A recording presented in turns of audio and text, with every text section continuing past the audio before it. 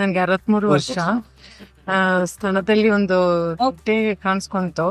ಅದೇನು ಅಂತ ಗೊತ್ತಾಗದೆ ನಾನೇ ಸೆಲ್ಫ್ ಅದನ್ನ ಕಂಡಿಡ್ಕೊಂಡು ಗೈನಕಾಲಜಿಸ್ಟ್ ಹತ್ರ ಹೋಗಿ ಕೇಳ್ದಾಗ, ನೀವು ಡಾಕ್ಟರ್ನ ಕನ್ಸಲ್ಟ್ ಮಾಡಿದ್ರೆ ಬೆಸ್ಟ್ ಅಂತ ಹೇಳಿದಾಗ ನನ್ಗೆ ಗೊತ್ತಾಯ್ತದು ಕ್ಯಾನ್ಸರ್ ಗೆಡ್ಡೆ ಅಂತ ಹೇಳ್ತಾರೆ. ಮೊದಲು ಸ್ವಲ್ಪ ಶಾಕ್ ಆಯ್ತು, ಆಮೇಲೆ ಸರಿಯಾಗ್ಬೋದು ಅಂತ ಹೇಳ್ಕೊಂತ ಆಪರೇಷನ್ ಎಲ್ಲ ಮಾಡಿಸಿ ಆದಾಗ ಎಲ್ಲ ನಾರ್ಮಲ್ ಆಗಿ ಆಯ್ತು. ಆದ್ರೆ ಕ್ಯಾನ್ಸರ್ ಬಂತು ಅಂತ ಹೆದರ್ಕೊಳ್ಳೋ ಅವಶ್ಯಕತೆನೇ ಇಲ್ಲ. ಇದನ್ನ ಫೇಸ್ ಮಾಡ್ಬೋದು ಆರಾಮಲ್ಲಿ. ಫಸ್ಟ್ ಸ್ಟೇಜ್ ಅಲ್ಲೇ, ಸೆಕೆಂಡ್ ಸ್ಟೇಜ್, ಥರ್ಡ್ ಸ್ಟೇಜ್ ತನಕ ಬಂದ್ರು ನಾವು ಆರಾಮಲ್ಲಿ ಇರ್ಬೋದು. ನಾವೇ ಸೆಲ್ಫ್ ಆಗಿ ಹಂಗೆ ಇಟ್ಕೊಂಡು ಆಮೇಲೆ ಡಾಕ್ಟರ್ ಹತ್ರ ಹೋದ್ರೆ ಖಂಡಿತ ಇದು ಗುಣ ಆಗುತ್ತೆ.